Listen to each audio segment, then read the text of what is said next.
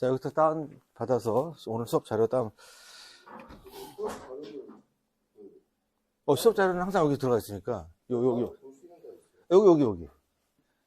여기 들어가면은 지금 1강부터 오늘 강까지 1강부터 7까지 여러분들 교재를 안 산다 하더라도 지금 교재를 사는 게 좋긴 해요. 이거 건축 계획 같은 경우는 어쨌든 여러분들 계속 쓸 거니까 내가 뭐 책을 홍보하는 건 아니지만 요거 있으면 좋긴 한데 이제 요 내용을 거의 뭐라 그러나 정리한 거예요. 지금 앞에 나와 있는 그런 내용이. 그래서 그렇기 때문에 사실은 요거 전체적으로 보는 게 좋고 아니면 아니라 하더라도 수업 자료를 다 다운받으면 되니까 1강부터 7강까지 다 들어가 있으니까 그래서 다운받으면 될 것 같아요. 자, 그렇게 하고 자, 그래서 수업을 오늘 진행하도록 합시다. 다들 왔으니까. 자, 그래서 오늘 여러분들 호텔 건축이에요. 호텔 관련된 건축에 대해서 살펴보도록 할게요. 오케이.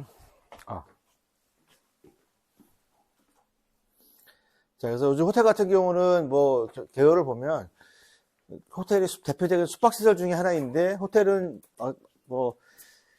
물론 호텔 같은 경우는 크게 두 가지로 나눠지는데 도심지에 있는 호텔이라 그리고 리조트에 있는 호텔도 있죠. 보통 서울에 보면 호텔들은 뭐예요? 외국에서 뭐 관광객이 온다든지 아니면 뭐 출장차 와가지고 있는 호텔이 있는가 하면 또 교외 바깥 공항 근처에도 있기도 하고 또 우리 리조트 뭐 제주도라든지 또는 뭐 저쪽 예전에 말하던 뭐 동해안 쪽이라든지 또는 뭐 해외 같은 데 가도 뭐 사이판이라든지 괌 이런 데 보면 항상 관광지 호텔들이 있어요. 그래서 그런 있고.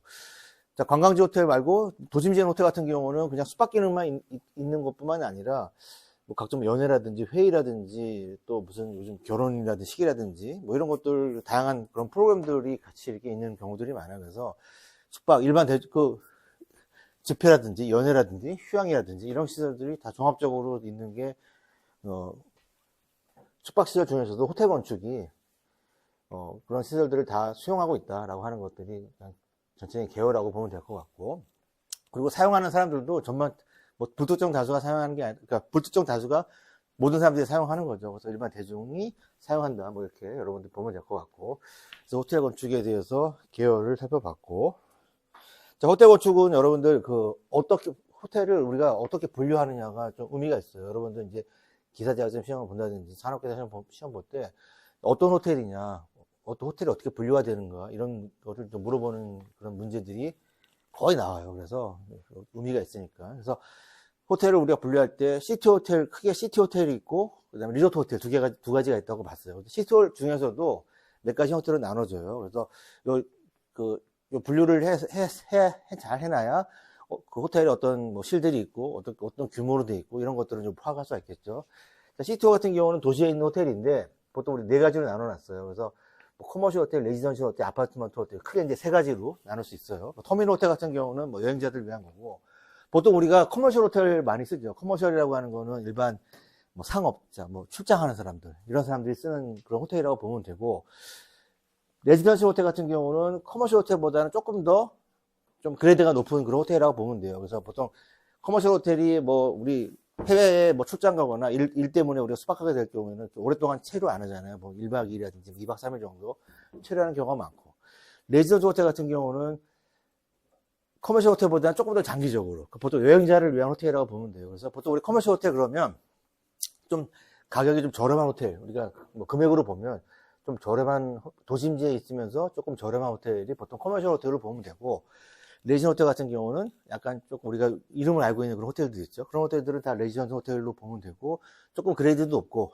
그리고 객실이라든가 이런 것 규모도 조금 크고 조금 좀 럭셔리하고 이 안에는 뭐 스위트룸이라든지 뭐 디럭스룸이라든지 뭐 그레이드를 좀 다양한 그레이드가 있는 호텔들이 보통 레지던셜 호텔로 두 개가 나눠진다고 보면 돼요. 그래서 편리와 능력성을 위한 호텔이 있고 비즈니스 여행자 요 키워드 정도만 좀 보도록 하세요. 레지던셜 호텔 같은 경우는 레지던셜 호텔 같은 경우도 단기가 있고 장기가 있는데 어쨌든 우리가 보통 얘기하는 호텔들은 보통 레지던셜 호텔들을 얘기한다라고 하는 거. 거주의 용도도 포함되어 있다는 거예요. 자, 그리고 우리나라에는 사실 많지 않은데 외국 같은 데 가면 많이 있는 호텔 중에 아파트먼트 호텔도 많이 있어요. 그러니까 우리나라는 아파트먼트 호텔이 좀 많이 이제 드물어요. 드물긴 하는데, 아파트먼트 호텔 같은 건 비교적 더 장기. 그러니까 한 달, 15일 이상, 한 달 정도, 이렇게 쭉 오랫동안 하는 그런 아파트먼트 호텔이 아파트먼트 호텔이죠. 자, 그래서 아파트먼트 호텔의 특징은 주방이 있다는 거예요, 주방. 보통 우리 호텔 같은 데는 안에서 취사라든가 이런 것들을 뭐 조금 미니바 같은 건 있을 수 있지만 보통 우리가 불이라든가 그러니까 화기를 주방에 있어가지고 뭐 음식을 해 먹거나 이러지 못하는 게 호텔 같은 게 일반적인 건데, 아파트먼트 호텔 같은 경우는 특징이 주방이 있는 거죠. 그래서 아파트먼트 호텔을 여러분들이 설계를 할 때는 우리가 유니트를 설계할 때 똑같이 오피스텔이라든지 주거용 오피스텔이라든지 아파트처럼 우리가 설계를 해줘야 되는 거죠. 주방이라든지 이런 부분들을 여러분들이 고려를 해줘야 되는 거죠. 그래서 장기 체제. 자, 이렇게 크게 나눠져 있고, 그다음 터미널 호텔 같은 경우는 그냥 터미널 근처에 있는 여행자들을 위한 운영자들을 위한 호텔이라고 보면 돼요. 그래서 그레이드라든지 어떤 시설이 어떻게 들어가야 되는지, 자, 그런 거에 따라서 이렇게 나눠질 수가 있고, 시티 호텔. 자, 그리고 크게 이제 리조트 호텔도 있죠. 그래서 보통 리조트 호텔 대표적인 게 우리 제주도 같은 데 가면은 제주도라든지 또는 조금 이제 관광지가 있거나 이런 데 가면 이제 호텔들이 있죠. 자, 이거 리조트 호텔이 대표적인 유형인데 상당히 이 리조트 호텔 같은 경우도 많은 부분을 차지하고 있어요. 해외에 여행 가든지 또는 이런 경우에는 이제 보통 리조트 호텔에 많이 묵게 되죠. 그래서 리조트 호텔 같은 경우는 키워드를 보면 휴양을 목적으로 하고, 운동시라든지, 우리가 그 부대시설 중에 레크리에이션 시설 같은 거, 이런 것들도 같이 저층부에 고려를 해줘야 되고, 또 그냥 강로 쪽으로 얘기하면은, 그래도 좀 특색 있게, 디자인이라든가 이런 것들을, 너무 약간 기능 위주로 하는 게, 그러니까 건물의 외관이라든지 이런 거를 설계할 때도, 기능 위주로 설계보다는 좀 특색을 가지면서 좀 다양하게 설계를 할 수 있는 그런 게 리조트 호텔이다라고 하는 거. 그래서 위치에 따라 나눠지는 거예요. 그래서 해변에 있는지 산장에 있는지 이런 거는 그냥 보면 되는 거죠. 이런 스키 같은지 이런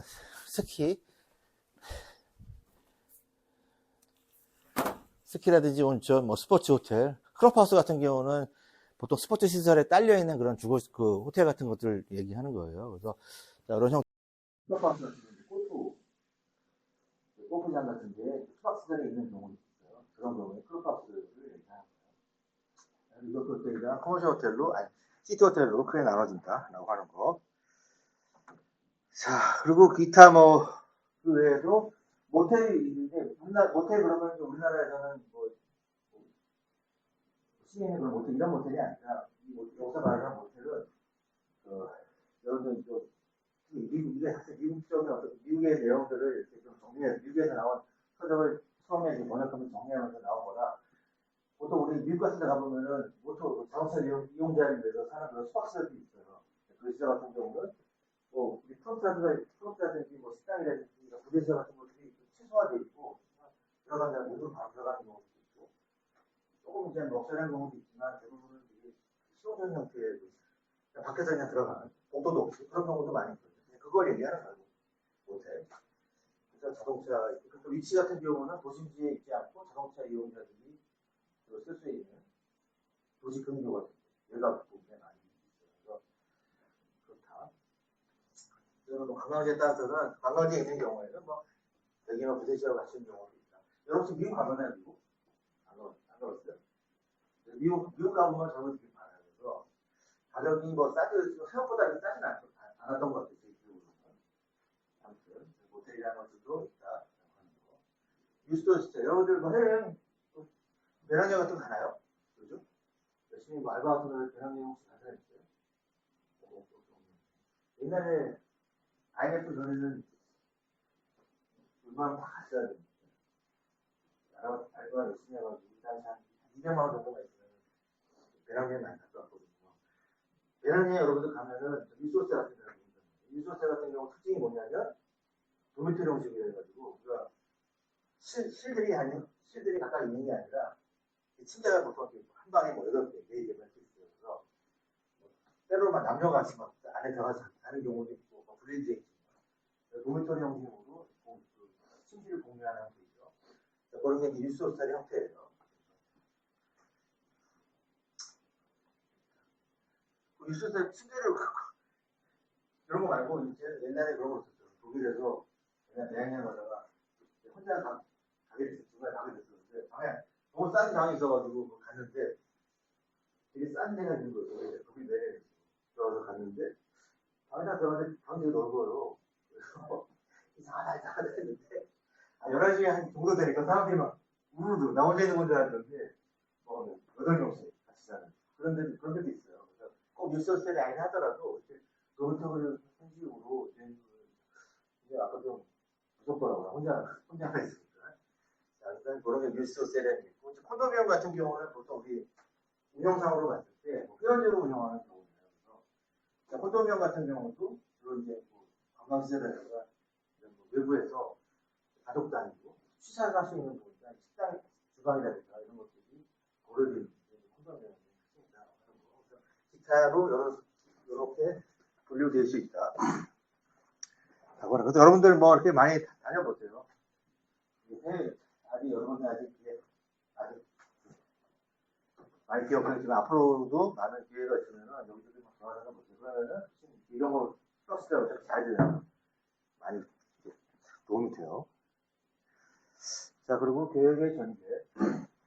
아까 얘기했던 것처럼 호텔이라는 게 보통적으로 다 다양한 계층을 다 흡수하는 거고, 이건 약간 사전적인 의미가 아니고 다양하고 복잡화되면서 호텔이 단순하게 숙박에 드는 뿐만 아니라 집회한다, 회의한다. 여러분 회의할 때 보면은 호텔에서 같이 모여서 회의하는 경우도 많아요. 우리 학교 같은 경우도 교직원 회의하면 여기서 하지만 대부분은 또 저기 서울 근처에도 많이 사신 분들이 많아가지고 그 근처에 호텔에 모여가지고 막 회의나 세미나 이런 거 많이 하는 게 많고 결혼식이라든지 불잔치라든지 이런 것들도 호텔에서 많이 하지 않죠. 그런 내용들이 다 이렇게 포함해가지고 우리가 계획을 해야 되는 거고, 그다음에 레저시라든가 쇼핑시설, 그리고 운동장, 야구장이라든가 요즘 야구장이라든가 이런 것들 우리가 실내 야구장 질 때도 쇼핑센터랑 호텔이랑 같이 이렇게 해가지고 복합 컴플렉스를 해가지고 설계하는 경우도 많죠. 그런 것들이 많이 요구되어지고 있다라고 하는 거 보면 되고, 자, 계획의 교환점으로는 우리 아까 봤던 거, 호텔의 위치가 어디 있고 누가 누구를 타격을 하는지에 맞춰가지고 우리가 계획을 해야 된다. 그래서 경영적인 측면이라든가 위치라든가 이런 것들을 고려해서 해야 되고, 그리고 보통 우리가 기준은 침대의 형태에 따라 유형에 따라서 싱글도 있고 싱글 침대 있고 더블 침대 있고 트윈 침대 있고 이래요. 보통 2실 기준으로 했을 때 보통 우리가 더블 트윈 베드룸을 기준으로 우리가 객실 크기라든가 이런 것들을 기준으로 한다는 거. 그리고 뒤에서 설명하겠지만 우리가 호텔 같은 경우도 기준 간격이 있어요. 우리 사무실에서 기준 간격을 어떻게 한다고 했어요? 사무실에서 기준 간격을 결정하는 가장 중요한 것은 지하의 주차를 어떻게 하냐에 따라서 기준 간격이 결정된다고 했지 않았죠. 호텔도 마찬가지죠. 호텔 같은 경우는 주차도 물론 중요하지만 또 객실의 사이즈, 객실 같은 경우는 기준층이 있기 때문에 객실을 보통 두 개를 묶어가지고 기둥 4개 안에 객실 2개가 들어가요. 보통 이렇게 설계한 경우가 많죠. 그래서 만약에 그렇게 되면은 보통은 우리가 뒤에 설명을 보면 다시 한번 하겠지만 베드룸 같은 경우 기준으로 기둥 말로 하니까 기둥이 객실이 이렇게 유닛이 있으면 유닛이 이렇게 2개가 있으면 기둥 말고 복도가 있겠죠. 복도가 있을 수도 있고 이렇게 기둥이 형성되잖아요.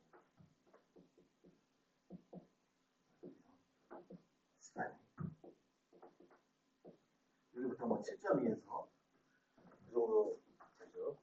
그래서 객실 기둥 스판이 객실 2개를 이렇게 쓰기도 하고 2개를 동시에 쓰면 만약에 객실 2개를 동시에 쓸 수 있잖아요. 그런 경우에는 시트룸 같은 경우 시트룸 좀 디럭트룸 같은 경우는 2개를 쓰기도 하고 1개 반을 쓰기도 하고 그런 식으로 우리가 크기를 조절하는 거예요.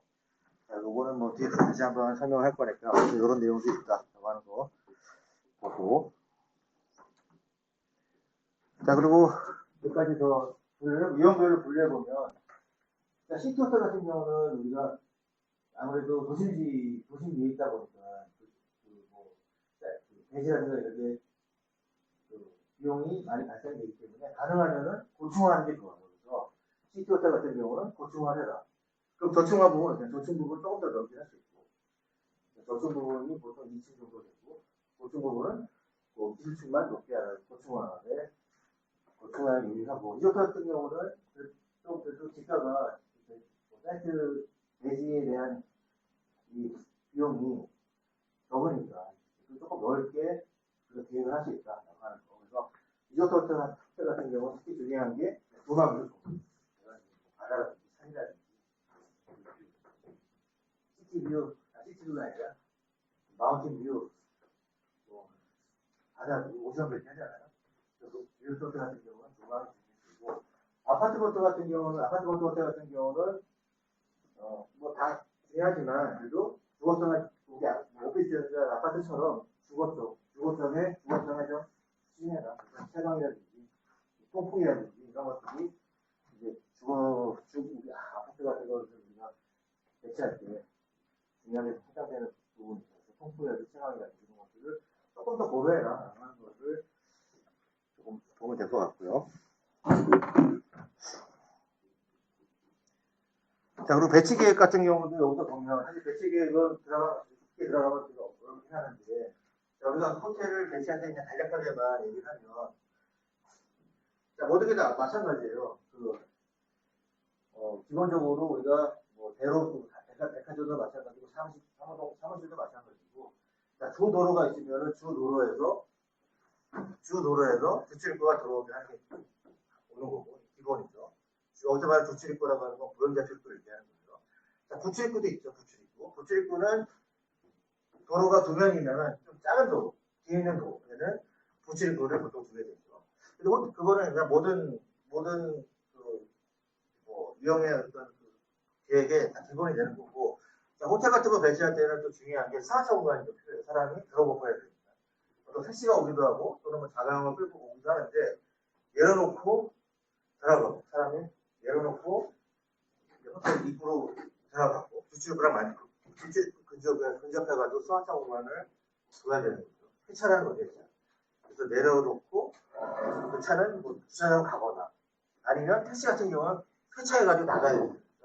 호텔 같은 경우는 특히 우리가 주출입구 계획을 할 때 승하차 공간이라든지 폐차 공간을 고려해야 돼요. 또 짐 같은 것들을 약간 내려올 때도 있어요. 그러니까 거기서 도와주시는 분, 뽀이라고 해가지고 도와주지 말고 본인이 내려놓고 잠깐 주차를 할 수도 있어요. 그래서 그 승하차 공간에다가 잠깐 주차를 좀 해야 될 필요가 있기 때문에 그런 공간들도 여러분들 주식구 계획할 때 필요하고, 그리고 사람 내려놓고, 그리고 이제 택시가 아니라 자가용 끌고 왔다고 한다면 주차 운전자만 남겨놓고 나머지 다 내려놓고, 운전자는 또 지하철 이런 데 가겠죠. 그럼 거기에 뭐가 있냐면은 호텔에서는 기다리고 있어요. 승하차 공간에 놓고는 이렇게 뽀이랑 끊어지고 도와주시는 도우미분이, 남자분이 짐도 날라주시고, 짐이 크면은 캐러에다가 얹혀가지고 이동하기도 하고, 그냥 공항에서 바로 오는 경우가 많기 때문에. 그렇기도 하고, 또 반대로, 체크아웃하고 나가는 경우에는, 우리 프론트에서, 우리 이제 뒤에 나오죠. 프론트 오피스에서 이제 체크아웃하고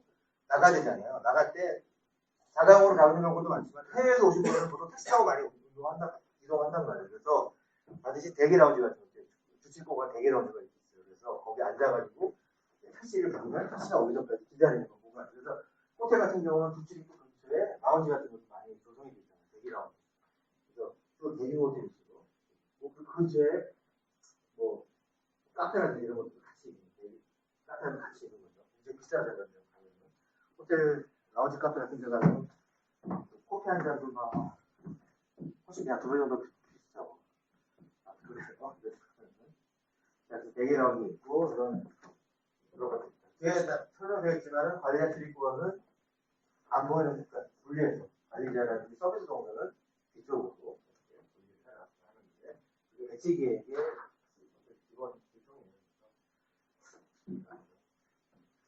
그런 것들을 고유 동선이랑 자동차 동선이랑 어떻게 접근하고 하는 거에 대해서 고려를 해서 여러분들이 배치 계획을 해라. 근데 이런 내용들이 여러분 교재에는 많이 나와 있지 않아요. 실제로 계획할 때는 이런 것들을 해야 되는데, 여러분 아마 교재에는 이런 내용들에 대한 내용은 없으니까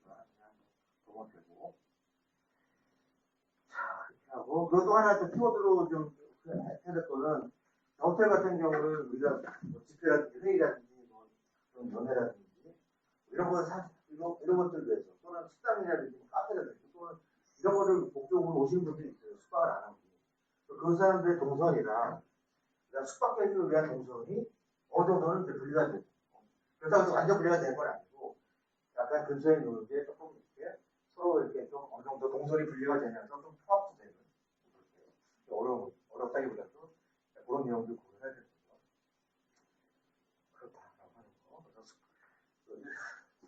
숙박동에 오시는 분이랑 그 외에 기타 시설, 부대 시설을 이용하는 분하고 동선을 어느 정도 분리해 놔라. 라고 하는 거. 이게 이제 여러분들 배치 계획을 할 때, 배치라고 하는 거는 우리가 주로 동선이잖아요. 주출입국을 먼저 계획을 하고, 어떻게 내가 주요 실로 가는 를 배치 계획이 시작이잖아요. 이게 있고, 평면 계획을 보면, 평면에서 보면, 호텔은 몇 가지 이렇게, 유형으로 조립할 수 있는, 크게 조립할 수 있다는 거죠. 그래서 이게 관리 부분, 숙박 부분, 공공 부분, 요리 부분, 이렇게 좀 나눠져 있어요. 그래서 관리 부분이라고 하면은 보통 우리 뭘 얘기하냐면, 프론트 오피스 얘기하는 거죠. 우리 체크아웃, 체크인, 체크아웃 하는 프론트죠. 프론트 오피스. 프론트 부분에 뒤쪽하고 오피스 같이 있어요. 그래서 프론트 오피스에서 고객을 오면 체크인해주고 또는 체크아웃 해주고 하는 거. 당연히 우리가 프론트 오피스 같은 경우는 뒤에서 여기 내용이 아마 나왔을 텐데, 주출입구에 들어왔을 때 바로 정면에 있으면 또 그래요. 바로 정면인 경우도 있지만 조그만 경우는 대부분 좀 호텔 규모가 큰 경우는 살짝 정면에 들어오자마자 보이는 부분이 있죠. 내가 이렇게 근처에 호텔 주출입구에서 보일 수 있는 부분에 보통 이제 프론트 오피스가 있고, 정면에는 뭔가 상시적인 조형 같은 것도 있으면서 엘리베이터 시리얼 콜이라든가 이런 것도 같이 보이는, 시각적으로 같이 공유되는 지점에 보통 주출입구가 항상 되죠. 관리 부분이 있다는 거, 프론트 오피스. 그래서 프론트 뒤에서 뭐 뒤에 나와 있는 걸 미리 얘기하면은, 그 프론트 오피스에서는 우리가 지금 고객이 출입 나가고 들어오는 것들을 관리하는 거잖아요. 그래서 예전에는 어떻게 했냐면은 프론트 오피스에서 프론트에서 고객이 왔다 갔다 하는 거를 감시했던 그런 개념으로 잘 보이는 데다가 이렇게 설치했어요. 지금 사실 그렇게 하죠. 예, 요즘 같은 경우 숫자 어떻게 되냐면은 갈수록 숫자가 어떻게 되냐면은 조금 약간 좀 살짝 좀 떨어진 곳에다 위치하는 경우도 많아요. 때에 따라서는 아예 층을 자제하는 경우도 있어요. 저기 고려 호텔 그렇게 돼 있어요. 삼성동에 가면은 파크라이트 호텔, 삼성동에 저기 현대백화점 대각선편에 파크라이트 호텔이라고 있어요. 나중에 가보세요. 나중에 뭐 신혼여행 가거나 할 때 전담하면 뭐 하도 공룡도 이제 그냥 가보자 아니면 뭐 특별한 날에 가보면 프론트가 중간에 있어요. 1층에 있지 않고 중간에 몇 층인지 기억이 안 나는데 중간 층에 프론트가 있는 경우가 많아요. 그리고 좁으니까 그래서 1, 2층 같은 경우 완전히 그냥 이렇게 공공수를 놔두고 호텔은 그냥 위에서만 분리해가지고 하는 경우도 있어요. 어쨌든 이 프론트 오피스의 위치가 너무 고객의 출입을 너무 감시하는데 있는 것보다는 요즘은 조금 더 살짝 떨어져서 하는 게 좀 추세다라고 하는 거고. 그리고 체크인 같은 경우도 좀 어떻게 인터넷 다 하잖아요. 굳이 뭐 체크인 체크아웃 하는 거를 굳이 이렇게 뭐 오프라인으로 하는 경우보다는 그냥 종이 한 장만 떠들고 그냥 가는 경우도 많아서 그런 거 프론트 오피스의 위치라든가 이런 것도 여러분들이 계획을 할 때 중요시 봐야 되고. 자, 그 다음에 가장 중요한 게 숙박 부분이죠. 숙박 부분을 숙박에 대한 유니트를 먼저 잡고 크기라든가 잡고 그거 어떻게 구성할 것인가 이게 숙박 부분이 가장 중요한 부분. 다양한 필요성 숙박 부분은 이제 뒤에 다시 한번 나올 거니까 이거 이렇게 나눠져 있다는 거 먼저 보는 거예요. 관리 부분, 숙박 부분, 공공 부분이라고 하는 거. 공공 부분은 여기서 말하는 공공 부분은 뭐 로비 이런 게 아니에요. 로비라든지 나온 자리 이걸 얘기하는 거, 복도, 엘리베이터 이걸 얘기하는 게 아니라 진짜 공공 부분이죠. 회의실이라든지 연회장이라든지 식당이라든지 또는 피트니스 같은 것도 많이 있죠. 호텔 같은 데 뭐 그런 것도 있고 또 뭐가 있나 뭐 뷔페 식당이라든지 이런 것도 크로스하는 그거를 다 공공 부분이에요. 그래서 그 호텔을 사용하는 사람 숙박객이 아니라 다른 사람들이 사용하는 그런 공간일 수도 있고 또 숙박객들이 사용할 수도 있죠. 숙박객들이 뭐 레스토랑 같은 경우는 이제 사용하지 않아요. 그렇죠. 바도 있고 나오는 게 조금 여러분들 좀 큰 호텔 있잖아요. 뭐 롯데 호텔이라든지 무슨 워커 호텔, 롯데 호텔, 워커 호텔, 스페인 뭐 이렇게 레지던스 호텔이죠. 뭐 이런 호텔들을 한번 이렇게 가보세요. W 호텔 물론 비싼 호텔 많죠. 신라 호텔. 그래서 계획하기가 어려워요. 호텔. 건축 계획도 어렵지만 인테리어 계획도 어려워요. 되게 디테일하게. 워낙 콘센트 보통 우리 호텔 같은 거 우리 보통 설계할 때 이런 콘센트 위치 같은 경우는 보통 우리가 그냥 전기에서 알아서 해요. 보면 그렇지도 않아요. 건축했는데 인테리어 호텔 보면은 위치까지 다 정확히 정해져 있어요. 위치, 테이블 위치까지 다 디테일 위치까지 다 정해져 있어요. 그만큼 호텔 같은 거 설계하기가 훨씬 힘들고 호텔 같은 경우도 막 호텔 인테리어 설계하는데도 평당 꽤 많이 받아요. 평당 옛날 기준으로 지금 아마 옛날에 제가 꽤 많이 받았거든요. 지금 기준으로 보통 우리가 아파트 유니트 설계 매년 설계하는데 평당 한 30에서 한 40만 원 정도 받는데 최소 거의 그거에 준해서 꽤 많이 받아요. 그만큼 설계하는데 들어가는 시간이라든가 이런 노력들이 많기 때문에 건축공사도 마찬가지지만 그 안에 들어가 있는 여러 가지 사실은 다 설계가 됐죠. 뭐하다가 또 빠졌는데 자, 그래서 공공 부분에 대한 것들도 이렇게 나오고 있다. 그리고 레스토랑 요리 부분 있죠. 요리 부분은 뭐 레스토랑, 바, 라운, 뭐 바 있고. 그래서 이제 이것도 중요한 것 중에 하나가 시험 같은 거 우리 자격증 시험 보면 요 내용을 많이 물어보는 경우도 많아서 준비를 한 거예요. 그래서 관리 부분, 뭐 수학 부분, 공용 부분, 요리 부분 이렇게 나눠져 있는데 그럼 어떤 시들이 이렇게 그 안에 기본적인 시들이 뭐가 있는지를 조금 한번 더 본 거예요. 그래서 보통 우리 관리 부분에는 대표적인 게 프론트 오피스랑 클라크룸. 클라크룸 같은 경우는 우리가 물건을 보관해 주는 거죠. 고객들 이제 체크인하고 뭐 얼리 체크인 안 하고 보통 이제 얼리 체크인 안 하고 직원 그냥 맡겨두는 경우도 있잖아요. 미리 체크인한 다음에 자기 실에 가가지고 직원 갖다 두는 게 가장 좋은 방법인데 그 돈을 더 달라고 하는 경우도 있잖아요. 그런 경우에는 그냥 집만 보관하는 경우도 있죠. 그때 집 보관하는 게 클라크룸이고 이런 것들. 그래서 뭐 집에 이제 사무실 이런 것들이 관리 부분에 해당되는 거고 수박 부분에 보면은 이제 객실 같은 경우는 당연히 수박 부분이겠지만 보이드실, 메이드실, 리넨실 이런 것들이 이제 문제가 나온단 말이에요. 이게 보이드실, 메이드실 같은 경우가 이게 관리 부분 같지만 이거 보이드실은 이제 남자 직원들 사용하는 공간이고 메이드실 같은 경우는 여자 직원들 친구들 정리하시는 메이드 부분이죠. 이런 것들이 관리 부분에 있지 않고 이 공간들이 수박 부분에 있다는 거죠. 그리고 리넨실 같은 경우 이제 뭐 여러 가지 뭐 수건이라든지 이런 거 계속 로테이션 해줘야 되잖아요. 자, 이런 것들이 리넨실 이런 것들이 다 어디 있냐면 기준층에 있어요. 숙박실 근처에 있어. 숙박실 근처에 엘리베이터 홀 근처나 이런 데 보면은 저 리넨실이 다 있어요. 그래서 이런 것들이 자주 물어보니까 리넨실, 메이드실 특히 이런 것과 관리 부분이냐 숙박 부분이냐 이거 물어본단 말이에요. 이거는 관리자들이 쓰는 거지만 위치는 숙박 부분에 위치한다 라고 하는 것 정도만 포인트로 보면 되고 나머지는 한번 보면 알 수 있는 거죠.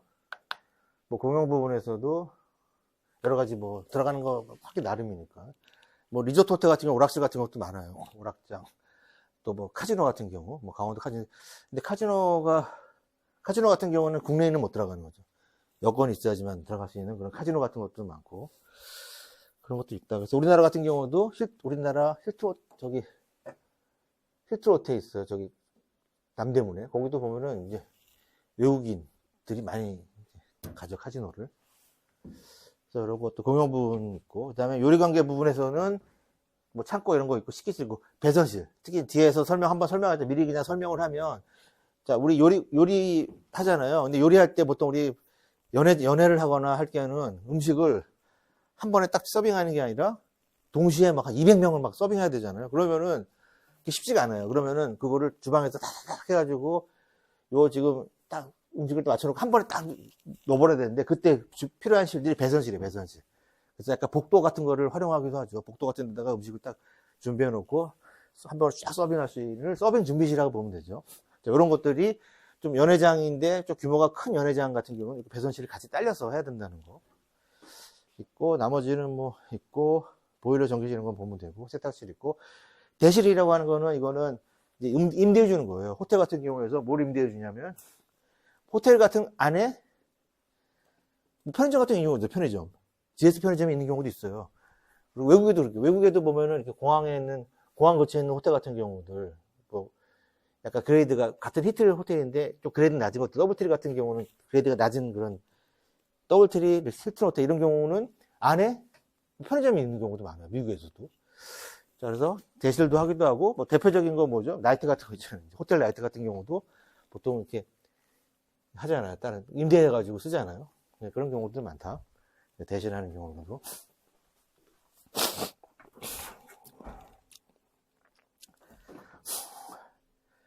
자, 됐고. 면적을 좀 보면, 여러분들 면적비만, 요걸 뭐 면적을 그냥 외운다기보다는 어떤 것, 우리가 각 호텔별로, 리조트 호텔, 뭐, 일반 시티 호텔, 커머셜 호텔, 아파트 호텔, 이렇게 봤을 때, 대략적으로 면적이 어떻게 구성되는가를 한번 보면은, 자, 객실 면적이 가장 큰 게 뭐예요? 여기 보면. 여러분 그냥 생각하면 되는 거죠. 호텔의 그 특징을 알면 알 수 있는 거잖아요. 객실 면적이 가장 큰 게 뭐예요? 주방에 들어가 있는 아파트먼트가 당연히 크겠죠. 주방이랑 식탁 공간이 따로 있단 말이에요, 보통. 그러니까 여러분도 그냥 아파트라고 생각하면 돼요, 아파트. 거의 100제곱미터면 몇 평이에요? 거의 뭐 20평, 25평 정도 되는 거잖아요. 방 한 2개 있고. 자, 그렇게 이 정도 규모이고.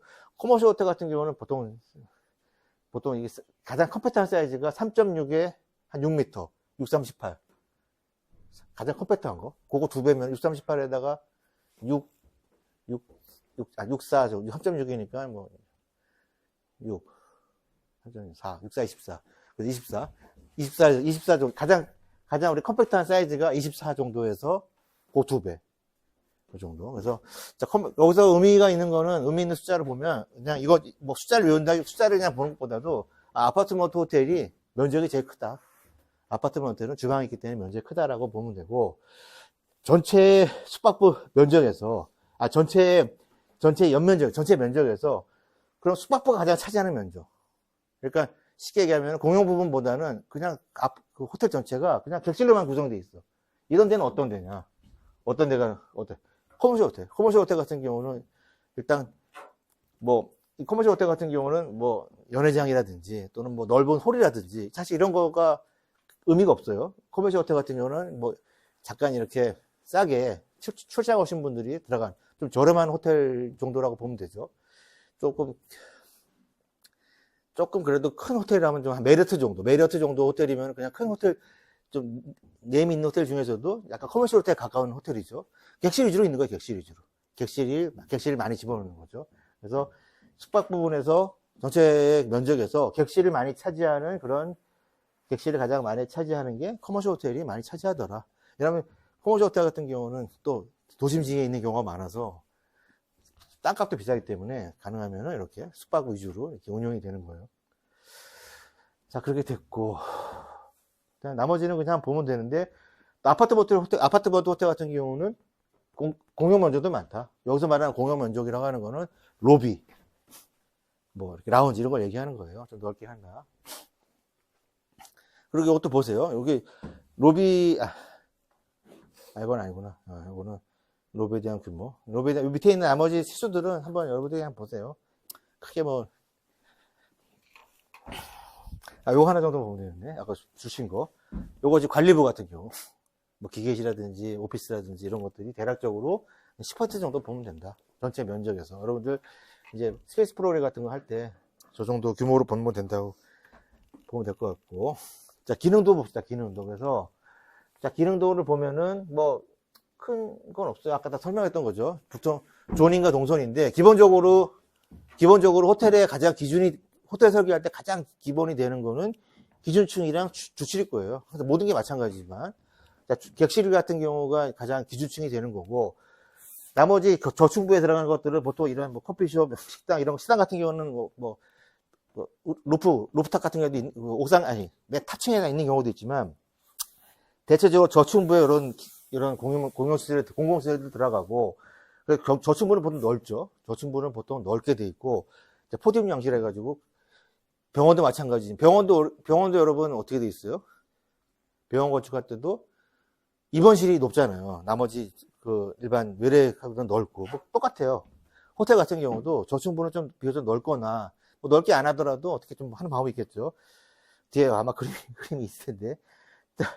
어쨌든 객실 유닛을 먼저 위로 쭉 고층 부분을 좀 올리고 주출입구 형성하고, 그래서 주출입구 같은 경우도 일반 객실과 서비스 동선, 관리자의 동선을 분리하는 게 기본이다라고 하는 거.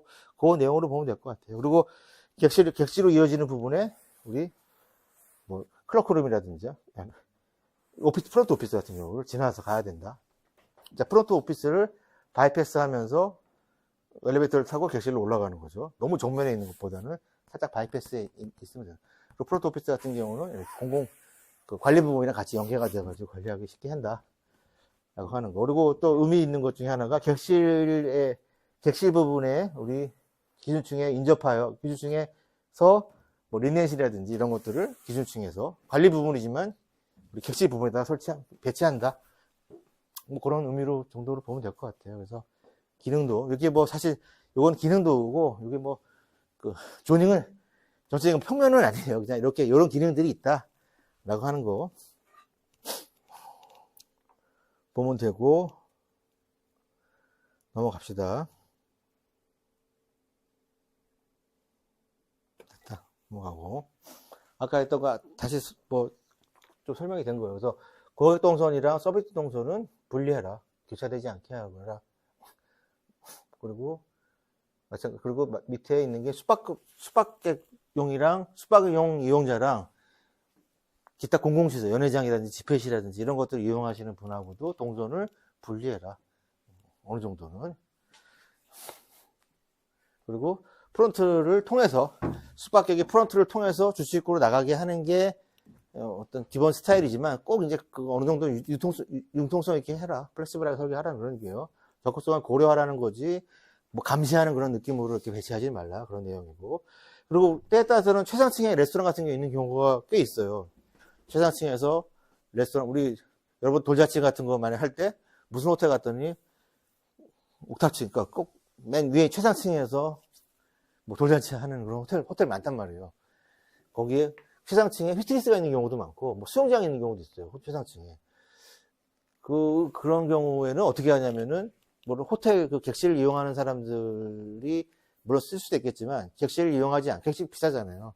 그래서 객실을 이용하지 않고 쓰는 경우도 있단 말이에요. 이제 그런 경우에는 어떻게 하냐면 동선을 고려해야 되는데, 보통 이제 엘리베이터 같은 경우도 이렇게 숙박 이용자 엘리베이터랑 외부에서 이렇게 그런 뭐 시설들만 이용할 수 있는 옥탑에 최상층에 있는 시설만 이용할 수 있는 엘리베이터는 분리해서 설계해라. 그런 내용이에요. 승강기 같은 것도 기본 계획할 때 그렇게 배치하라 그런 내용이죠. 아무튼 그렇다라고 하는 거. 그리고 종업원 출입구라든가 반출입구, 우리 주방에 관련된 서비스 동선 같은 경우는 항상 분리하고 그런 내용. 그래서 이게 사실은 이게 호텔뿐만이 아니라 동선에 대한 분리는 모든 그 용도의 어떤 시설들하고 다 공통적인 내용들이에요. 자, 그래서 아까 얘기했던 것처럼 보면은 우리가 호텔을 설계할 때는 기본적으로 기준층을 먼저 생각을 하고 그렇게 설계하는 게 이제 그런 프로세스로 되는데, 기준층을 우선 진행하고, 아까 얘기했죠. 그대로 반복이 된 거예요. 보통 우리가 기둥 계획을 할 때, 스판 계획은 객실을 2개, 가장 기본이 되는 그 객실 2개의 기준으로 기둥 간격을, 여기죠. 기둥 간격을 이렇게, 객실 이렇게 있을 거 아니에요. 화장실 이렇게 있고, 문이 이렇게 있겠죠. 이렇게. 자, 객실 2개를 기준으로, 그래서 2개를 한꺼번에 쓰면은 이제 스위트룸이 되거나 되는 거죠. 아니면 하나 반만 쓸 수도 있고, 이렇게 1.5을 쓸 수도 있고, 그래서 면적을 그렇게 조절을 하는 거예요. 그래서 기본은 2개 객실을 이용하는데, 그럼 하나의 객실은 어떻게 하냐? 여기 보면 이런 내용이 있어요. 최소 유효폭, 욕실 최소 유효폭의 각 입구 통로폭. 보통 우리가 객실 하나를 기준으로 놓고 보면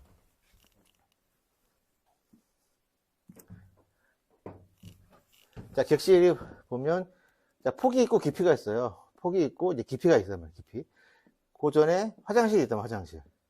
자, 화장실 폭 있을 거예요, 폭. 화장실이 보통 뭐 1.5가 될 수도 있고, 뭐 1.8이 될, 화장실 어떻게 구성하느냐에 따라 폭이 다르겠죠.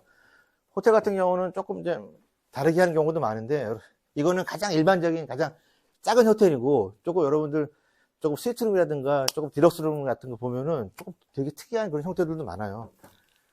뭐, 그건 지금 설명하, 그렇고. 자, 어쨌든 요거 기준 사면은, 가장 일반적인 것만 듣고 보면, 화장실 폭이 있고, 그 다음에 복도폭이 있어요, 복도폭. 그리고 여기 보면은 이제 반집장이라고 옷장 같은 것들이 있어요. 옷장이라든지 또는 뭐 금고라든지 이런 것들이 있는 경우고 조그만 홈바 같은 것도 있는 경우도 많죠. 그래서 요 지금 반집장이랑 복도폭이랑 화장실 폭을 더했더니 전체 폭이 나오더라, 이거 폭이. A라는 폭이. 그 얘기한 거예요. 최소 욕실폭, 객실 입구 통로폭, 단층 깊이를 곱하기 2. 요게 지금 폭이잖아요, 폭. 요거 곱하기 2한 게 여기 든 거죠. 그래서 기둥 간격이라고 하는 거는 어디서 나오냐면, 결국 여기서 나오더라. 라고 하는 걸, 그거 얘기하는 거예요. 뭐 그냥, 뭐 매뉴얼처럼 되어 있는 건 아니고, 그냥 이렇게 할 수 있다라고 하는 걸 그냥 보세요.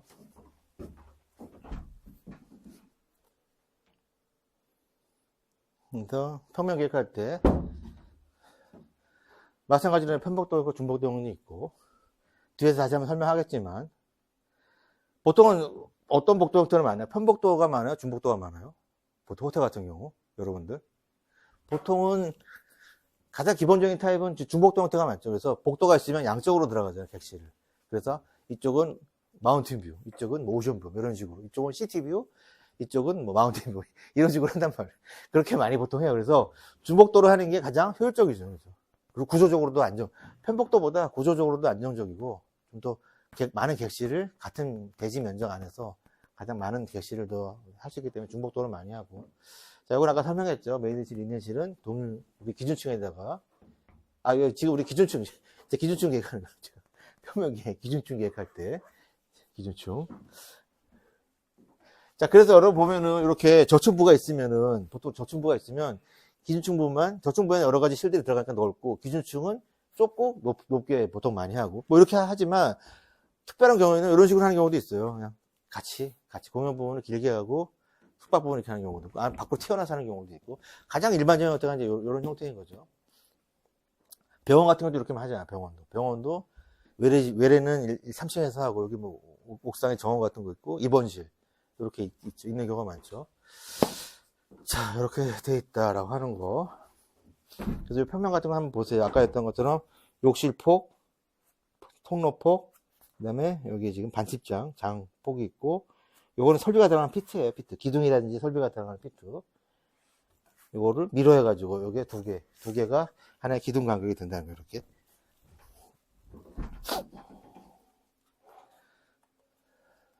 자, 그리고 기준층에 이제 평면 유형이 있어요. 근데 기준층 평면 유형은 여러분들이 요거는 뭐 매뉴얼처럼 딱히 정해져 있는 건 아니고, 우리가 사례 같은 걸 보거나 설계하다 보면은 이런 형태가 있다라고 하는 거예요. 그래서 이런 형태가 있구나라고 하는 정도만 보면 되는데, 자, 대표적으로 보면 지우개가 어디 갔죠?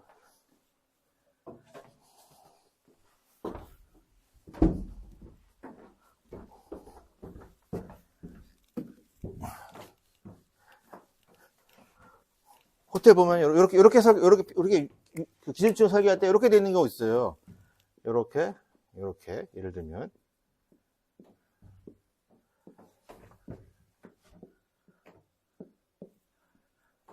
기준층 기준으로 보면 1층 저층 보면 이렇게 돼 있고, 여러분들 뭐 라스베가스나 이런 데 가보면 이렇게 돼 있고, 아니면은 뭐 약간 막 이렇게 아깝서 이렇게 돼 있거나 뭐 이렇게 돼 있거나 여러 가지 형태가 많아요. 자, 저렇게 유형을 했을 때가 바로 H 형태예요. H 형태가 이런 형태인데, 좋은 점이 뭐냐면, 만약에 중복도가 있다고 치면은 굉장히 많은 객실을 넣어버릴 수가 있는 거죠. 이런 장점이 있는 게 이렇게 H자 형태이고, 미음자 형태도 마찬가지죠. 미음자 형태도 이렇게, 여러분 설계하다 보면은 이렇게 해놓고 객실을 양쪽에다가, 이런 경우도 꽤 많이 있죠. 안쪽에 코어가 있는 거예요, 코어가. 안쪽에 코어가 있고, 또는 중정이 있을 수도 있어요. 안에 중정이 있을 수도 있고, 코어가 이렇게, 중간에 코어가 이렇게 있을 수 있고, 객실을 주변에다 놓는 경우. H형, 미음자 형태로 우리가 설계하는 경우도 있고, 또 Y자형, T자 Y정이라는 거는 우리 이거죠. 이게 삼각형 모양으로. 우리 기준층 할 때, 이렇게. 삼각형 모양으로, 이런 식으로. 우리 아파트 할 때도 여기 내용이 나온 게 있죠. 이렇게 삼각형 모양. 우리 아파트 할 때도 우리 타워형으로 했잖아요. 타워형. 타워형 아파트 기억나요? 아파트먼트. 타워형 했을 때 보통 이게 이렇게 타워형 같은 경우는 세대가 이렇게 되잖아요. 이렇게 네 개가 세대가 이렇게 놓고 하나, 둘, 셋, 넷 타워형으로 엘리베이터 가운데 있고 그러다 보니까 얘는 남향인데 얘가 안 좋은 거잖아. 요거를 만약에 이렇게 해놓으면 이 북향이고 남향이면 얘 세대가 안 좋은 거예요. 그래서 네 개 세대로 나누는 게 좀 안 좋으니까 삼각형으로 많이 한다고 했잖아요. 그게 삼각형으로 이렇게 이런 식으로 이것도 상당히 효율적이죠. 이렇게 하면은 코어를 중간에다 넣게 되면은 효율적이고 이런 형태. 나머지는 이제 뭐죠? 일자형, 중복도형이나 뭐 알값이 있는 것들도 있고 이런 것들이 같이 브릿지 섞이거나 같이 교차형을 하거나 기역자로 돼 있거나 하는 스타일들이 있다. 기역자와 일자가 만나거나 뭐 이런 식으로 여러 가지 뭐 유형이 나오겠죠. 그래서 딱히 매뉴얼이 있는 게 아니라 여러 가지 유형 중에 그냥 이런 유형들이 있다라고 하는 것 정도로만 보면 될 것 같고 가장 많이 쓰는 게 바로 일자형. 편복도로 하는 게 일자가 많이 쓰고 중복도 같은 경우는 구조적으로 안정이 되기 때문에 고층 같은 거 할 때는 중복도형으로 많이 한다라고 하는 것 정도만 여러분들이 생각을 하고 그리고 해서 기준층을 설계할 때는 이렇게 설계를 해라.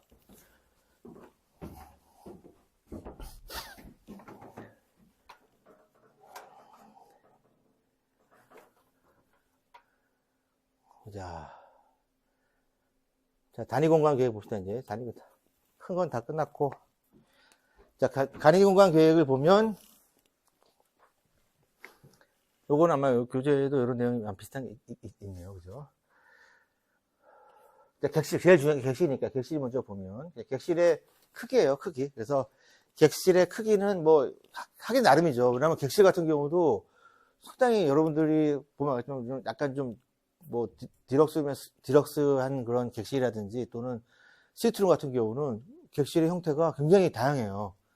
우리가 예를 들면 옷장 뒤에 뭐 이런 경우도 간단하게 설명하면은 뭐 이렇게 있으면은 중간에 장이 있고 이렇게 예를 들면 장이 있고 침대가 이렇게 있고 뒤에 이렇게 미닫이면 이 뒤쪽이 이제 욕실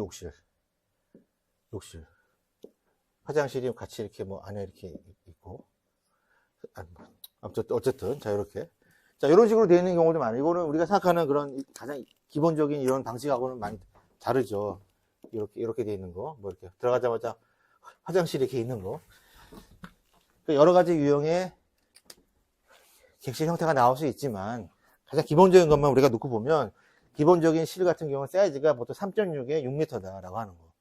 여기서 말하는 거는 폭이고 깊이가 6m 정도 되는 거. 또는 뭐 2인용 같은 거는 6.5m 정도가 기본 타입이다라고 하는 거. 보면 되고 출입구폭은 이렇게 보면 되죠. 자, 층 높이 같은 경우는 요 층 높이에요, 층 높이. 반자 높이가 아니라 층고를 얘기하는 거죠, 층. 그래서 보통 우리 아파트 같은 거 층고가 어떻게 돼요? 보통 3.3이잖아요, 아파트. 3.3, 뭐 3m도 있고 그래요, 아파트 같은 거 층고가. 그거보다 조금 더 높은 거예요, 호텔 같은 경우는. 자, 층 높이는 이렇게 보면 되고, 요거가 아마 그림으로 되어 있는 거, 그림으로 된 거 뒤에 있네요. 자, 그리고 요거 봅시다. 그래서 면적으로 기준하면은 아까 그 길이 폭에 의해서 면적이 나온다는 거.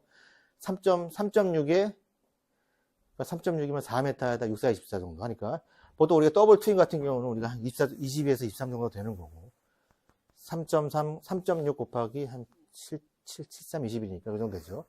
23이 보통 평균적으로 23 정도 보면 되고 우리가 더블 기준으로 2인실 기준으로 그거의 2배가 이제 스위트룸 보는 거죠. 그래서 기본이 여러분들 그 23 정도에 대해 23제곱미터가 기본 유닛이라고 기본 가장 일반적인 형태의 유닛이라고 보면 되고 그거의 2배 정도가 이제 스위트룸이라고 보면 될 것 같아요. 그래서 이거는 보고, 아까 얘기했던 것처럼 이제 객실의 비례예요. 그래서 우리 객실 형태를 나눌 때 이렇게 주식수가 있으면은 폭이 있고, 폭이랑 깊이의 비가 있다는 거지. 그래서 깊이라고 하는 거는 우리 여기 주출입구부터가 아니라 이렇게 요 객실 있는 부분부터 여기서부터 여기까지 깊이라고 그래요. 그래서 깊이를 폭으로 나눈 거. 깊이를 폭으로 나눴을 때 평균값이 한 1.2 정도 비례 정도가 되면 된다. 근데 꼭 뭐 정해진 건 아니고 좀 왔다 갔다 하는데 그 디자인을 내가 어떻게 유닛을 구성할 따라 좀 다르겠지만 기본적으로 평균값으로 보면 한 1대2 정도. 그러니까 깊이가 더 긴 거겠죠. 직사각 형태로. 그게 가장 설계하기가 쉽죠. 만약에 뭐 침대가 만약에 더블로 트윈으로 들어가게 되면 조금 더 깊어지고 뭐 이런 형태로 보면 될 것 같아요. 그래서 그런 것들을 고려해. 가구 사이즈라든지 여러 가지의 뭐 옷장이라든지 이런 것들을 고려해 가지고 깊이라든가 이런 비례를 정해라. 침대의 뭐 형태라든가 위치라든가 이런 것에 따라서 평면 형태를 정할 수가 있다라고 하는 거예요. 그래서 요거는 여러분들 이제 이런 내용들이 있으니까 보면 아까 했던 거랑 그걸 그림으로 본 거예요.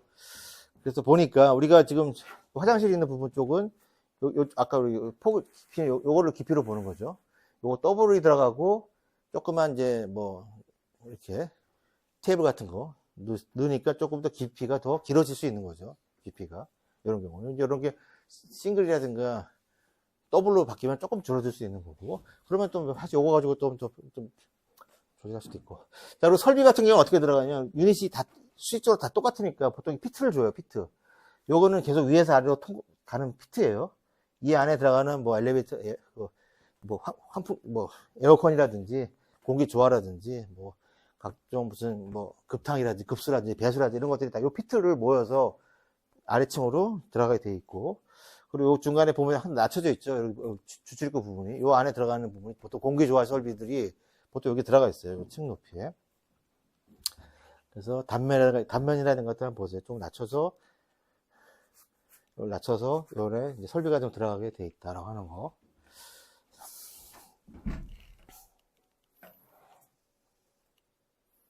그죠? 조명 같은 경우도 이제 조명 관련된 거여서 보통 우리 호텔에서는 조명 같은 거 쓸 때 우리가 뭐 조명이 뭐 크게 뭐 우리 건축에서는 크게 중요하지는 않지만 그래도 조명이 우리가 직부 조명이 있고 뭐 간접 조명이 있고 여러 가지 조명 설계하는데 조명의 여러 가지 형태들이 있어요. 근데 객실 같은 경우는 다 동시에 다 고려해야 된다. 그래서 뭐 책 같은 거 읽을 때는 직부 조명으로 하고, 그리고 뭐 이제 잠을 자거나 조금 뭐 편하게 쉴 때는 조도를 조금 더 이렇게 엣지 없이 은은하게 좀 월워시 효과를 가지고 이제 그라데이션 효과를 내려면은 간접 조명 같은 것들을 넣어야 되죠. 그래서 그런 걸 얘기하는 거예요.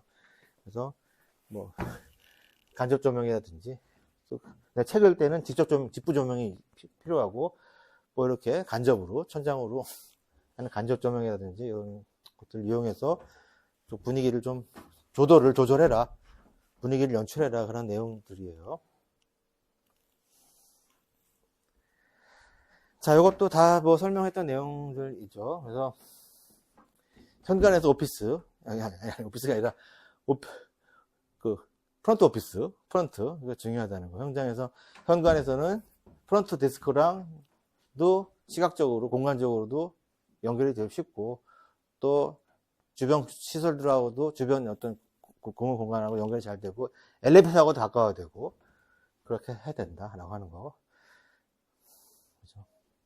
그래서 메인 로비 같은 경우는 라운지가 항상 있어가지고, 이제 체크아웃하고 대기하는 그런 공간 필요하다는 거. 그래서 현관이라든가 로비 라운지들에 대한 내용들, 아까 설명했던 내용들을 한 번 더 이렇게 정리한 거니까 보고, 자, 면적을 한번 여러분 참고로 보면, 그래서 자, 프론트 오피스 같은 경우는 우리가 이제 스페이스 프로그램 계산할 때 여러분 도대체 규모를 얼마나 크게 해야 될 것이냐, 뭐 이런 거를 생각을 해볼 거 아니에요. 그랬을 때 계산하는 게 우리가 객실 수에 따라서 계산한다는 거예요. 객실이 만약에 100개다. 객실이 100개 있으면은 면적은 이 정도 해라. 9.5 정도 면적을 해라. 라고 하는 거. 뭐 400개면은 뭐 30제곱미터 정도 해라. 그래서 여러분 프론트 데스크의 뭐 데스크 크기라든지 카운터 크기라든지 그 면적이라든가 이런 것들을 뭐 컨트롤 헤드만 어디서 하나 가져와가지고 컨트롤 구해가지고 막 넣고 그러잖아요. 그렇게 하지 말고 이렇게 스페이스 프로그램에 따라서 스페이스 프로그램에 맞춰서 이렇게 해라. 이렇게 하라는 내용이고, 요거는, 그래서, 프로토 오피스 같은 경우는, 그 고객이, 그, 동선이라든가 이런 것들을, 뭐 감시까지는 아니지만, 동향을 쉽게 관찰할 수 있는 곳에다가 배치를 하는 게 사실 원칙이에요. 원칙이지만, 조금 더 여유있게, 너무 감시하는 느낌을 들지 않게, 조금씩 뭐 치우쳐서 할 수도 있다, 라고 하는 거. 그 안에는 이런 게 있다. 안내, 객실계, 회계계, 이거는 이제, 업무적인 내용. 그래서 면적에 대한 여기서 그냥 이거 하나만 보면 될 거예요. 객실이 100개면은 한 10제곱미터 정도 필요하구나. 라고 하는 거 정도만 보면 될 것 같아요. 그거 하나만 기억을 하고. 그 다음에 연회장 같은 경우도 그죠? 요즘 연회장이라든가 이런 거 많이 쓰죠. 회의라든지, 각종 행사라든지, 세미나라든지, 교육 같은 것도 호텔에서 많이 하잖아요. 그죠? 그랬을 때 한 연회장에 면적을 도대체 얼마나 할 거냐라고 하는 거. 요거는 한 번에 들어올 수 있는 한 번에 수용해야 되는 인원이 있을 거 아니에요. 연회장이 100명을 수용할 수 있는 연회장이 필요하다, 만약에. 또는 200명이 이용할 수 있는 대회실이 필요하거나 필요하다 하면은 그거에 맞춰가지고 하라는 거예요. 연회장만 보면 한 1인당 1.3이니까 100명이면 한 130제곱미터. 그럼 10 곱하기 한 13 정도 해야 되네요. 그죠? 13. 만 300명이 들어오면 얼마예요? 300명을 만약에 들어왔는데 하면 400제곱미터 정도 하는 거죠. 20 곱하기 20 정도. 그 정도의 규모로 해라. 라고 하는 거. 그래서 그때 여러분들이 연회장 규모를 어떻게 해야 되는지 라고 했을 때 내가 한 번에 수용할 수 있는 타겟을 얼마 정도로 목표로 하고 그 연회장이라든가 이런 공간을 설계할지를 고려해서 그거에 맞춰서 설계를 하면 되는 거고. 자, 식당 주방은, 그죠? 일단 기본적으로 식당은 다 비슷해요. 면적은 그냥 보면 되고. 기본적으로 식당에서는 가장 우리가 파악을 해야 될 게 주방이랑, 그 다음에 식당 부분이랑 주방 부분이 차지하는 면적비가 좀 중요해요. 그래서 우리 보통 기본적으로 3대7 정도 보면 돼요. 기본이 3대7로 보면 되는데, 저기는 거의 80%까지 가죠. 규모가 크면 클수록, 레스토랑의 규모가 크면 클수록, 주방의 면적 비율이 조금 줄어들 수 있어요. 그래서 여기 호텔 같은 경우는 보통 식당 규모가 크잖아요. 크니까 주방 면적 상대적으로 20%까지 줄어들 수 있는 거고, 기본은 7대3이다. 홀이 7이면 주방은 3 정도 든다고. 주방 및 창고 보관함, 이런 거, 팬트리라든가 이런 것들 포함해서 30% 정도 보면 되고, 그리고 반대죠. 조리실은 반대인 거죠. 조리실 같은 경우는 그 반대니까 20에서 30 정도 보면 되고, 그래서 면적의 비례 같은 것들 좀 보면 되고, 1인당 1석당 면적이라든지 평당 수용 인원이나 이런 것들을 한번 보세요. 한 평당 몇 명이 들어올 수 있는지, 1인당 4석, 한 석당 얼마나 면적을 차지하게 되는지 이런 것들을 여러분들 가구 배치하다 보면 나오는 그런 내용들이기도 하니까 적절히 하면 되고. 자, 특별히 우리 그 주방에서 여러 가지 실이 구분이 돼요. 재료도 보관해야 돼, 식기도 해야 되고 여러 가지 장비 같은 것도 보관해야 되는데, 특별히 호텔 주방에서 특별하게 조금 다른 게 있다고 한다면 이제 배선실, 아까 얘기했던 건 배선실이죠. 배선실 같은 경우는 동시에 한 번에 한 사람만 한 4명씩 이렇게 순차적으로 서빙하는 게 아니라 동시에 많은 사람들을 서빙을 해야 될 때 이 음식을 한 번에 딱 넣고 쫙 몇 명의 그 봉사원들이 쭉 이렇게 돌아가면서 한 번에 이렇게 해야 되거든요. 그래서 그걸 준비를 해야 돼요. 그걸 서빙하기 위해서 준비하는 그런 실이 필요하죠. 그게 배선실이에요. 그래서 배선실이 따로 있는 경우도 있지만 이게 좀 플렉시블하게 하기 때문에 복도 같은 거를 쓰기도 하는 거예요. 그래서 또 그렇다라고 하는 거. 배선실이라고 하는 게 규모가 있는 연회장이라든지 또 식당 같은 경우는 배선실과 관련된 이런 실이 따로 있다는 거예요. 따로 있는 경우도 복도를 쓰기도 하고. 호텔 가보면 진짜 있어요, 여러분들. 호텔 같은 데 가보면 이거 무슨 실이 하나 있어요. 그러면 배선실 준비하는 그런 실인 거죠. 됐고, 다 왔죠, 이제. 다 왔네요. 그래서는, 하나 남았네. 그래서, 종업원 같은 관련된 것들에 대한 이제, 이죠. 뭐, 종업원 수에 따라서, 객실수, 우리가 예를 들면, 그, 종업원 수, 그죠. 종업원 수를 우리가 알아야지만, 여기는 없지만, 종업원들을 위한 객실 수도 있어요. 종업원들을 위한 객실. 객실이라기보다는 종업원들을 위한 실을 내가 구성할 때, 일단 종업원 수를 알아야겠죠. 도대체 몇 명이 필요하냐, 종업원이. 뭐, 그, 메이드라든지, 뭐, 보이라든지, 이런 분들이 몇 명이 필요한지 잘 모르잖아요. 그러니까 그럴 때 우리가 알 수 있는 게, 객실 수의 2.5배라고 보면 된다. 그런 내용이에요. 그러니까, 객실이 100개면, 그죠? 그러면, 205명. 아니, 객실이 만약에 100개면, 205명, 205명. 많이 필요하네요. 그죠? 왜냐면 그거 다 관리해줘야 되니까. 됐고, 그 다음에 보이실 있고, 그 다음에 룸서비스실, 그 다음에 린넨실. 린넨실은 우리 뭐 칫솔이라든지, 뭐 수건이라든지, 뭐 이런, 우리 객실에서 필요한 이런 뭐 침구라든지 이런 것들을 이렇게 정리해 놓거나, 또는 이제 세탁실, 여러분들 이렇게 세탁 같은 거 이렇게 밖에다 빼놓으면 세탁해서 줘요. 예. 우리나라에서도 하고, 외국에서는 거의 다 이렇게 하는데, 그 세탁 같은 거 해가지고, 그걸 하는 실이죠. 그 관련된 실이 바로 린넨실이고, 물건들을 보관하고, 세탁물을 보관하고, 세탁하는 실이 린넨실이고, 보이실, 아까 빠졌지만, 그게 없네요. 메이드실이죠. 메이드실, 보이실 같은 경우도, 뭐, 종업원, 그 서비스 하시는 분들이 이제 안에 있는 그 실들이고, 트렁크룸 같은 경우는 물건 보관하는 거죠.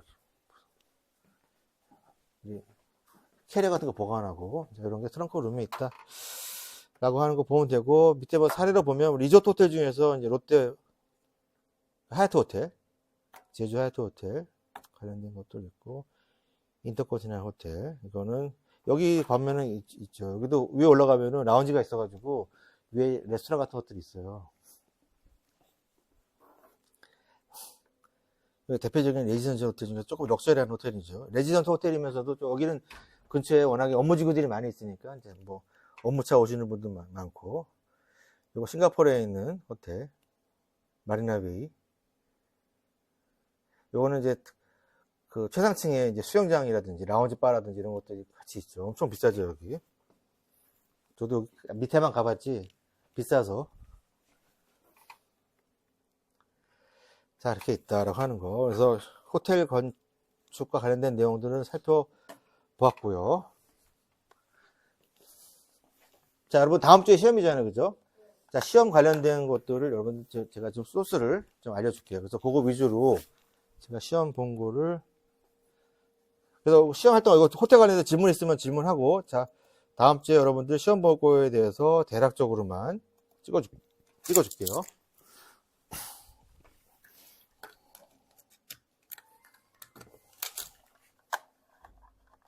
왜?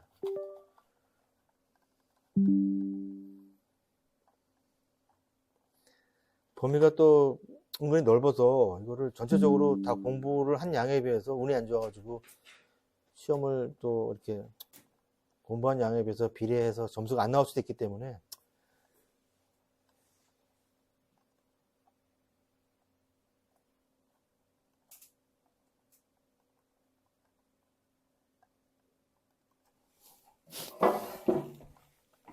자, 그래서 여러분 메모할 사람 메모를 하세요. 자, 전체적으로 지금 객관식이 20문제, 객관식이 20문제고, 주관식은 단답형 없이 서술형만 4문제네요. 지금 보니까. 그래서 여러분들이 이제 주로 어느 부분을 좀 보면 좋냐 하면은,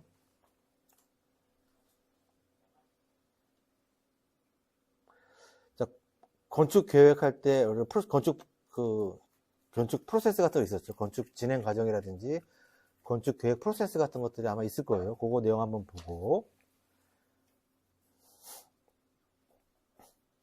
자, 건축 프로세스 과정에서, 이거는 답을 거의 다 알려주는 건데. 우리 거주평가라는 거 있었어요. 거주평가.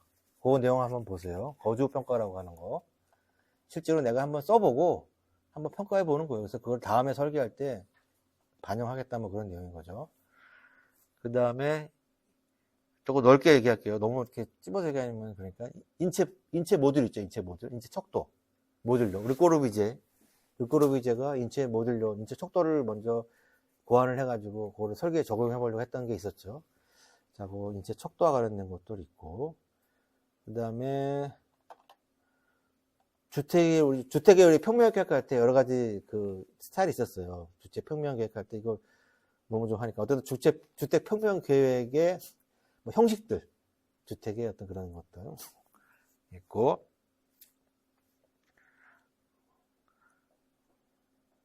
그 다음에 그 관련된 무슨 그 면적들이 있었어요. 그 1인당 필요한 뭐 소요 면적 같은 것들, 주택을 할 때. 왜냐면 사람이 너무 좁은 공간에 있으면 약간 정신병 걸리잖아요. 그러니까, 아니면 정신병 안 걸리더라 하더라도 뭔가 이렇게 병에 걸릴 수가 있어요. 독방에 있으면. 그러니까 그런 거를 한계에 대한 규진이 어느 정도 면적이 돼야 되는지, 이런 것들이라는 게, 그런 거에 대해서 거론된 내용들이 아마 있었을 거예요. 그거 한번 보고. 그 다음에 이제 주택 같은 경우는 이제 뭐, 가장 기본이 되는 게, 실을 어떻게, 어디다가 배치하는 게 좋은지.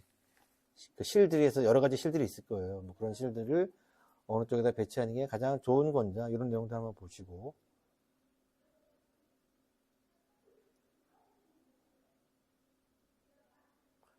그 다음에 공동주택의 뭐 평면 형식. 공동주택의 여러 가지 형식들이 있는데, 평면 형식이. 그런 것들에 대해서 한번 살펴보고, 여러분도 공부를 좀 할 수 있게 좀 넓게 얘기할게요. 그리고, 좁게 해주시면 안 돼요? 저쪽에, 알았어요. 일단, 적당히, 제가 요거를 좀 조절해서 할게요. 그 다음에 또 하나는, 공동주택, 아까 평면 형식까지 얘기했죠. 그 다음에, 공동주택의 평면 형식 말고 단면 형식이 좀 몇 가지 있어요. 유형들이. 단면에 따라 좀 분류하는 것도 있어요.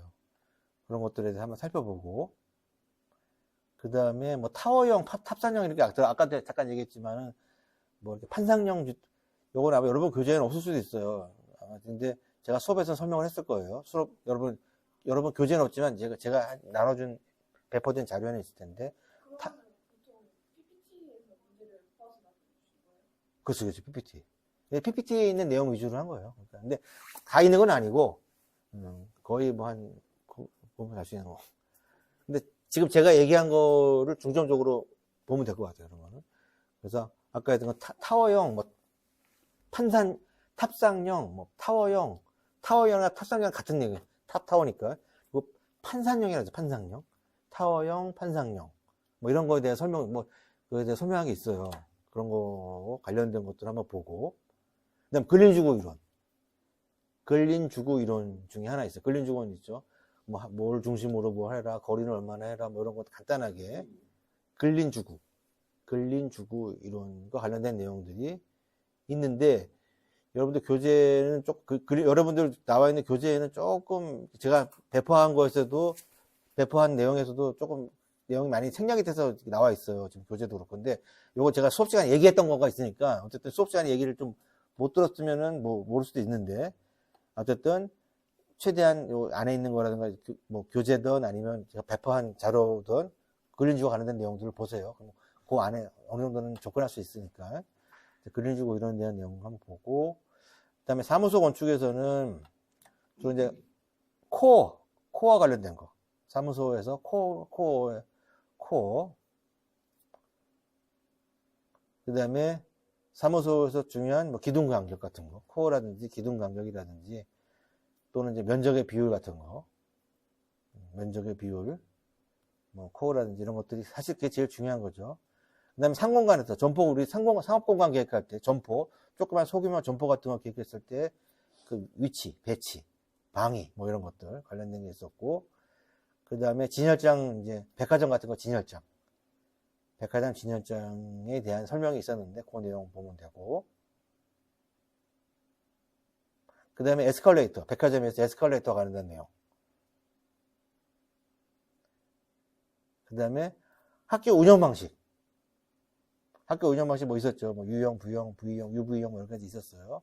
자, 그 내용들에 대해서 보면 되고, 이게 이제 객관식 관련된 문제가 요 정도 여러분들 지금 다 얘기한 거예요. 지금 문제를 거의 제가 다 이게 키워드는 다 얘기를 했으니까 보면 되고, 그다음에 주관식 같은 경우는 너무 이게 내면은 그대로 나오는 거니까 조금 주관식은 조금 범위를 좀 넓게 얘기할 수밖에 없는데, 아까 얘기했던 것처럼 근린주구론이 있죠. 근린주구론에서 한 문제가 나와요. 근린주구론과 관련된 예, 그 안에서 뭐가 나올지 모르지만 그 관련된 한 문제가 나오고, 그 다음에 우리 사무실 안에서 이제 가구 배치 하잖아요. 가구 배치. 예를 들면, 가구 배치를 하던, 아니면 사무실 이렇게 조닝, 사무실 안에서의 조닝을 얘기하는 거예요. 사무 영역. 그러니까 코어 말고 사무실 안에서의 가구 배치를 한다든지 이런 관련된 내용이 주관식으로 하나 나오고, 그리고 쇼핑센터의 평면 형식에 대해서 하나 주관식으로 하나 나와요. 뭘 하나 물어볼 거예요. 쇼핑센터의 평면 형식 중에서. 쇼핑센터. 여기서 말하는 쇼핑센터는 뭔지 알죠? 약간 우리 그거예요. 아울렛 같은 거 있잖아요. 밖에 가면 여주 아울렛인가 이런 거. 관련된 거고. 학교의 교사 배치. 학교의 교사라고 하는 거는 우리가 교사는 선생님을 얘기하는 게 아니라 강의실이 있는 건물을 얘기하는 거예요. 교사, 축사 이렇게 같은 게 있는 거죠. 그래서 학교 교사의 배치에 관련된 것들에 대해서 하나를 물어볼 거예요. 조금.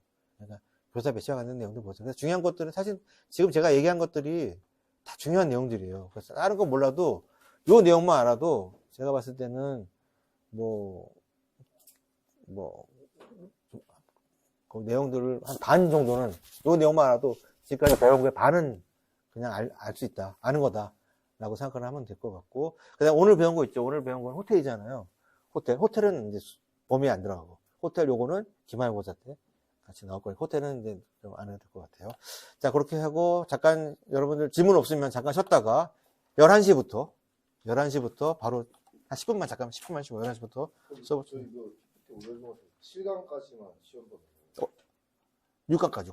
오늘이 7강이니까 6강까지. 그래서 다음 주에 시험을 보는데, 여러분들 아직 공지를 하면 다음 주에 이제 9시 반부터 수업이잖아요. 9시 반까지는 여러분들 유체크하러 일단 오고, 자, 시험은 10시에 시작할 거예요. 10시에 시작하니까. 오늘은 그거 나한테 마찬가지로 그것도 나중에 하지만 오늘 해주면 더 좋죠. 오늘 그냥 아까 카톡 같은 거 우리 찍어줄 때 그 내용도 왔는데 놓쳤다 그런 거 적어주세요. 자, 됐죠? 질문 없죠? 자, 그럼 잠깐 쉬었다가 우리 일반 구조 같이 수업 진행하도록 할게요.